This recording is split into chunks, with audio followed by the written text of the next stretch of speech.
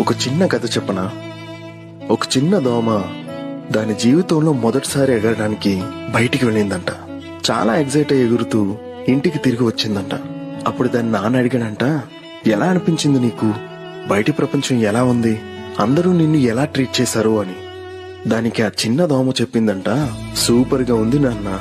నేను వెళ్ళిన ప్రతి చోట అందరూ నా దగ్గరకు వచ్చి నా కోసం చప్పట్లు కొట్టారు తెలుసా అని. అప్పుడు నాన్న అన్నాడంట, అరే బాబు, అది చప్పట్లు కాదు, అందరూ నిన్ను చంపాలని చూస్తున్నారు. ఎంత ఎక్కువ చప్పట్లు కొడితే అంత త్వరగా నువ్వు చచ్చిపోతావు అని చెప్పాడంట. అది విన్న ఆ చిన్న దోమ చాలా షాక్ అయిపోయిందంట. దీని నుంచి మీకేం అర్థమైంది చెప్పండి? నిజంగా తెలీదా? సరే, నేను చెప్తాను. లైఫ్ లో మీ ముందు నువ్వు బాగా ఎదగాలని చెప్పి నిన్ను బాగా ప్రోత్సహించి నిన్ను పైకి తీసుకెళ్తారు అని అనుకునే అందరూ నీ వెల్ విషర్స్ కాదు.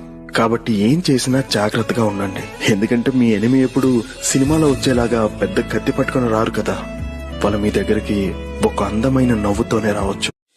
ఒక చిన్న కథ చెప్పనా?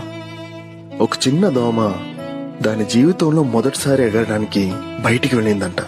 చాలా ఎగ్జైట్ అయ్యి ఎగురుతూ ఇంటికి తిరిగి వచ్చిందంట. అప్పుడు దాని నాన్న అడిగాడంట, ఎలా అనిపించింది నీకు? బయటి ప్రపంచం ఎలా ఉంది? అందరూ నిన్ను ఎలా ట్రీట్ చేశారు అని. దానికి ఆ చిన్న దోమ చెప్పిందంట, సూపర్ గా ఉంది నాన్న. నేను వెళ్ళిన ప్రతి చోట అందరూ నా దగ్గరకు వచ్చి నా కోసం చప్పట్లు కొట్టారు తెలుసా అని. అప్పుడు నాన్న అన్నాడంట, అరే బాబు, అది చప్పట్లు కాదు, అందరూ నిన్ను చంపాలని చూస్తున్నారు. ఎంత ఎక్కువ చప్పట్లు కొడితే అంత త్వరగా నువ్వు చచ్చిపోతావు అని చెప్పాడంట. అది విన్న ఆ చిన్న దోమ చాలా షాక్ అయిపోయిందంట. దీని నుంచి మీకేం అర్థమైంది చెప్పండి? నిజంగా తెలీదా? సరే, నేను చెప్తాను. లైఫ్ లో మీ ముందు నువ్వు బాగా ఎదగాలని చెప్పి నిన్ను బాగా ప్రోత్సహించి నిన్ను పైకి తీసుకెళ్తారు అని అనుకునే అందరూ నీ వెల్ విషర్స్ కాదు. కాబట్టి ఏం చేసినా జాగ్రత్తగా ఉండండి. ఎందుకంటే మీ ఎనిమి ఎప్పుడు సినిమాలో వచ్చేలాగా పెద్ద కత్తి పట్టుకుని రారు కదా. వాళ్ళ మీ దగ్గరికి ఒక అందమైన నవ్వుతోనే రావచ్చు.